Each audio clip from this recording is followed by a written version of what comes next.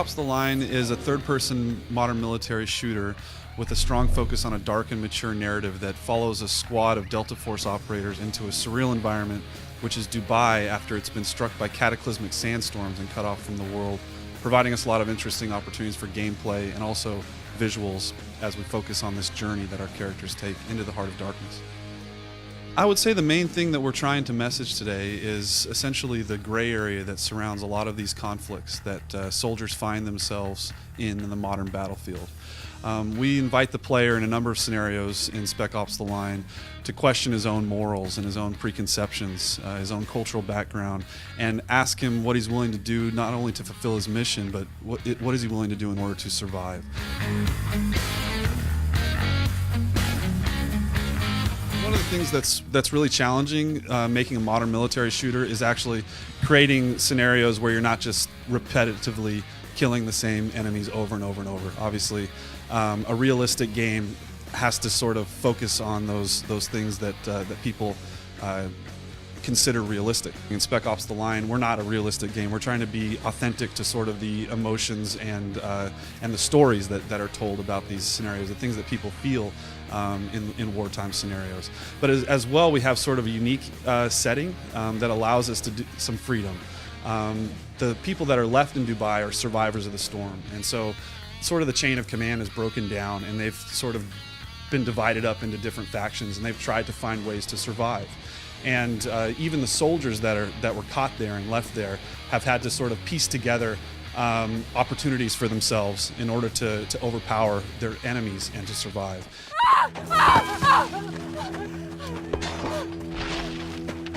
Spread out and find them. White phosphorus is actually a very horrific weapon, and it's something that we use for a very specific purpose in Spec Ops: The Line. The smoke is toxic. If even a small piece of it touches your skin, it's most likely going to kill you. Our squad finds themselves in a scenario where it's being used and then has to make some decisions later on in the game that I'm not going to spoil for you here, but it's definitely an integral part of the journey and the sort of evolution that these characters take as they encounter this horrific chemical warfare device. That's the last. Why do this? These people were beaten. The fight was over. It's a message to the survivors. Don't fuck with us. What survivors? Environment is based on, or it's at least inspired by, real-world spaces, and so you're going to notice a lot more opportunity to sort of pick and choose interesting cover opportunities. But at the same time, that influenced us to change the way our controls work a little bit. So, for example, you don't have to hold A to keep sprinting because that gives us an opportunity to use Vault in an interesting way. It also allows you to sort of articulate with a little bit more finer tooth comb the things that you can attach to in cover without sort of getting stuck into areas where you may not want to. And I think the system that Gears uses works great for their environment, but there were definitely some changes that we needed to make ours a little bit more interesting.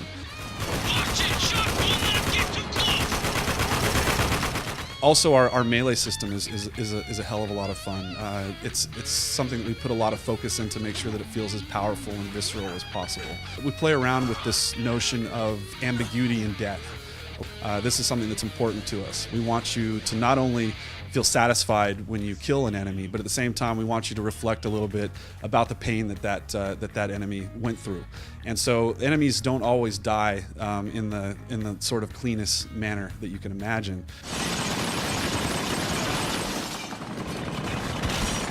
For me, the gamer that's going to be really attracted to Spec Ops: The Line is the one who I think really enjoys those over-the-top action moments that are in a lot of the other competitors' games, but is looking for something just a little bit more.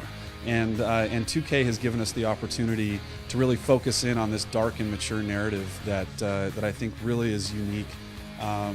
Especially since it takes place in this surreal environment. It's just something that you don't typically see in a modern military game. Gamers are maturing right now to the point where they're looking for something that's just a little bit deeper, that's a little bit more making them question and think about the things that they're doing.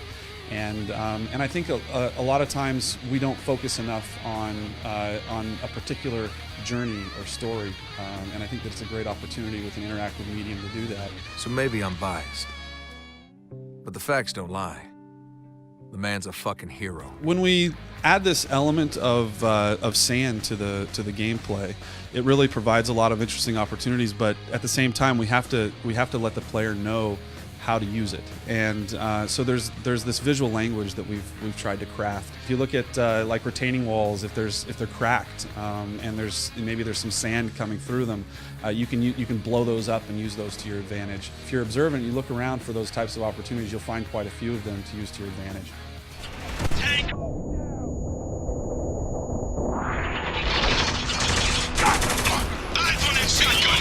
We do have a competitive multiplayer that we're excited about, and we're going to be talking about it very soon.